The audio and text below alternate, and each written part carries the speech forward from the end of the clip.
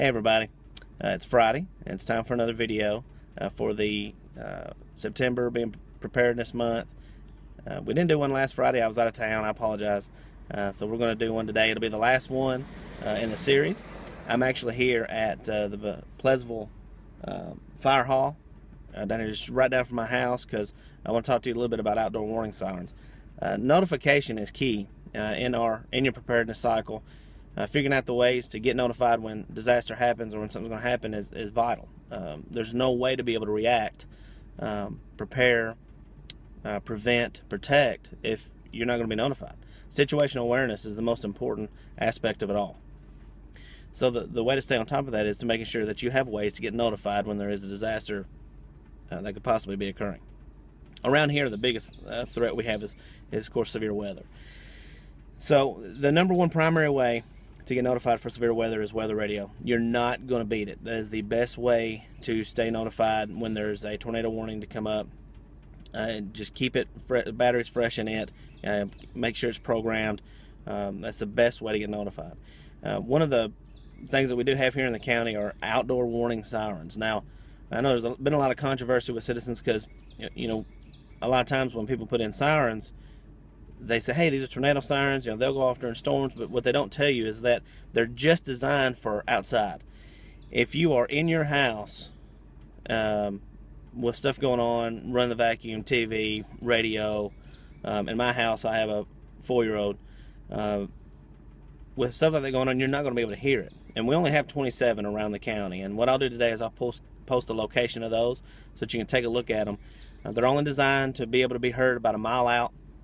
So if you don't live within a mile of these, they're really not going to be effective. And they're just designed to get you when you're outside. I'm going to take a look. There's one here at Pleasantville, right on top of that pole. And there's 27 of those around the county. And so if you see them, that's what that is. Our 911 center sets those off. It goes out by radio communications to activate. So they're not perfect because, again, it's radio communications, and here in this county it's difficult for radio and cell communications, but for the most part, most of them should go off. So I'll post the locations later today, and look on that. If you're within a mile, we're going to set them off tomorrow at noon. I'll be at the Banana Pudding Festival, and we should be able to set those off. So I'll set those off at noon.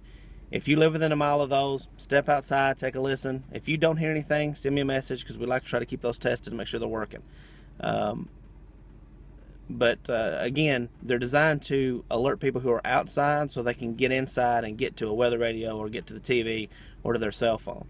And speaking of cell phone alerts, you should be able to get alerts on most all mobile devices now. The National Weather Service has teamed up with the federal government, their iPause system, so you should get an alert to your phone. They're designed that if a threat is imminent, tornado warning, whatever, in the area that you're at, it reaches out and sends an alert to all the phones in that area.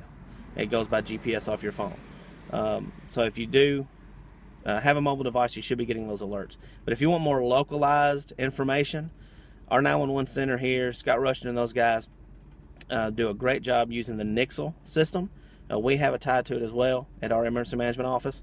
They send out alerts, severe weather threats, road closings, things that would affect you here in Hemming County, so that's always good to have. And the way to get that is just take your cell phone, text the 37033 zip code